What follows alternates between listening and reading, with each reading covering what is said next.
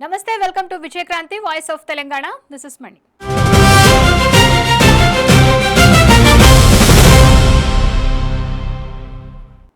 మన చుట్టూ ఉన్న ప్రకృతిని పాడు చేస్తూ పోతే భవిష్యత్ తరాలకు కనీసం అవసరాలకు కూడా అల్లాడిపోయే పరిస్థితి వస్తుంది.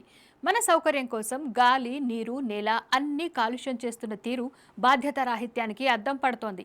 హైదరాబాద్ చుట్టూ అపార్ట్మెంట్ల నుంచి వదులుతున్న వ్యర్థాలు ఇప్పుడు కెమికల్ ఫ్యాక్టరీలను మించిపోయే పరిస్థితి వస్తోంది. మంచినీటితో కళకళలాడాల్సిన చెరువులు ఆగమైపోతున్నాయి. సిటీ శివార్లో నడుస్తున్న ఈ దుర్భర పరిస్థితులపై విజయక్రాంతి స్పెషల్ స్టోరీ ఇది. మేడ్చల్ జిల్లా అన్నోజిగూడ ప్రాంతంలోని మీరాలం చెరువును అపార్ట్మెంట్లు ఆగమాగం చేస్తున్నాయి.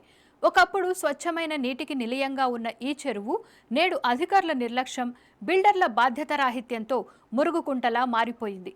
చుట్టుపక్కల వెలిసిన కొత్త అపార్ట్మెంట్లు టౌన్షిప్ల నుంచి వ్యర్థాలను శుద్ధి చేయకుండానే నేరుగా చెరువులోకి వదిలేస్తున్నారు. దీంతో చెరువు నుంచి వెలువడుతున్న తీవ్ర దుర్గంధంతో అన్నోజిగూడ వాసులు ఇళ్లలో ఉండలేక, తలుపులు తీయలేక నరకయాతన అనుభవిస్తున్నారు.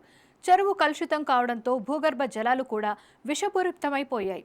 పరిసరాల్లోని బోరు బావుల నుంచి ఆ చెరువుకు చుట్టూ ఉన్న ఇళ్లలో, బోర్లలో నుండి వస్తున్న నీరు నల్లటి దుర్గంధభరితమైన నీరు వస్తుండటంతో తాగునీటికే కాదు వాడకానికి కూడా పనికిరాకుండా పోయాయి.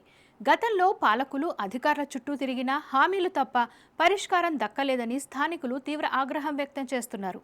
దీనిపై తాజాగా స్థానికులు అధికారులకు ఫిర్యాదు చేయడంతో అపార్ట్మెంట్ల నుంచి వచ్చి మీరాలం చెరువులో కరుస్తున్న వ్యర్థ పదార్థాలను పరిశీలించి వెంటనే చర్యలు తీసుకుంటామని హామీ ఇచ్చారు. అయితే గతంలో మాదిరిగా మాట ఇచ్చి మర్చిపోతారా? అపార్ట్మెంట్ నుంచి వచ్చే వ్యర్థాలను చెరువులో కలవకుండా చేయడంపై దృష్టి పెడతారా అని స్థానిక ప్రజలు ప్రశ్నిస్తున్నారు. ఈ వీడియో మీకు నచ్చినట్లయితే లైక్ చేసి ఈ సమాచారాన్ని ఇతరులకు షేర్ చేయండి. ఈ వీడియోపై మీ అభిప్రాయం కామెంట్ రూపంలో తెలియజేయండి. ఇలాంటి మరిన్ని వీడియోల కోసం మా విజయక్రాంతి ఛానల్ ని సబ్స్క్రైబ్ చేసుకోండి.